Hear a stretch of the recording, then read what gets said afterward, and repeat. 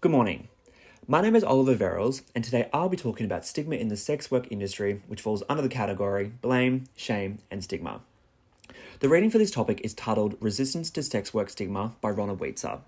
In a brief summary of this reading, Weitzer expresses how stigma is still extremely common in the sex work industry, and how sex workers and even the people involved, such as managers, family members, and brothel owners, lead a double life due to the shame and negative impacts involved within the industry.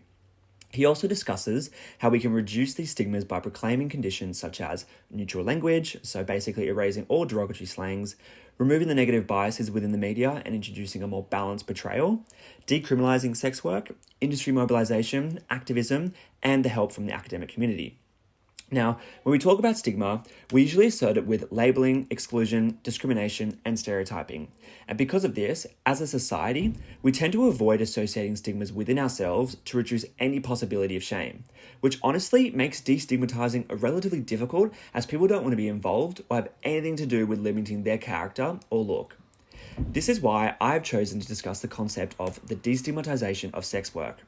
Now, obviously, there's still a huge stigma still attached to the sex industry.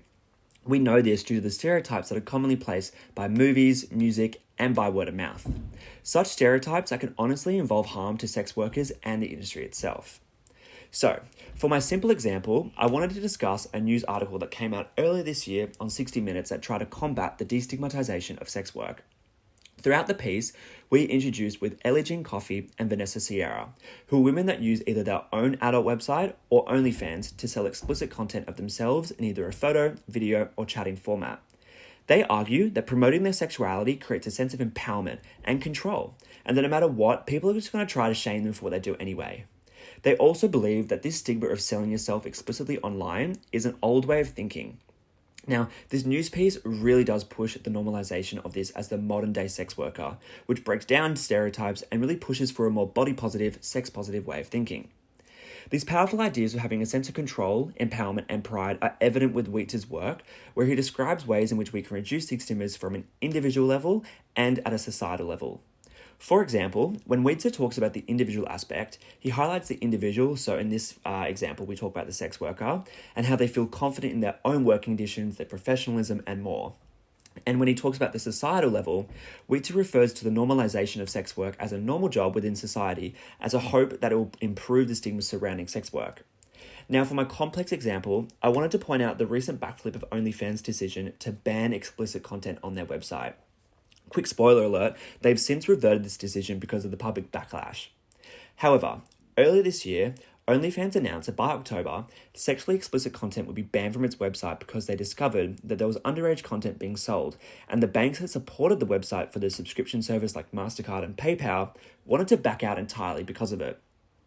This banning created an immediate backlash, with people furious that a corporation could discontinue the primary service of this website because of a select few that disregarded the terms and agreements, especially during a pandemic when this was people's sole income. Now, the reason why I wanted to use the example of OnlyFans is because I wanted to relate it to Weitzer's work where he discusses the individual and societal aspects to reducing stigmas.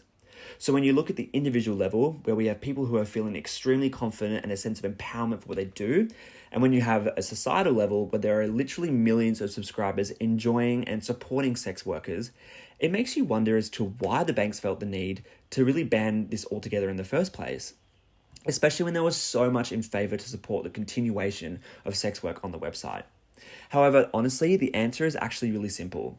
The banks were worried that they were going to be the one to blame for these reckless rule breakers, which inevitably leads into a potential sense of shame and stigma behind their own business, which then can result in having a negative impact for their brand.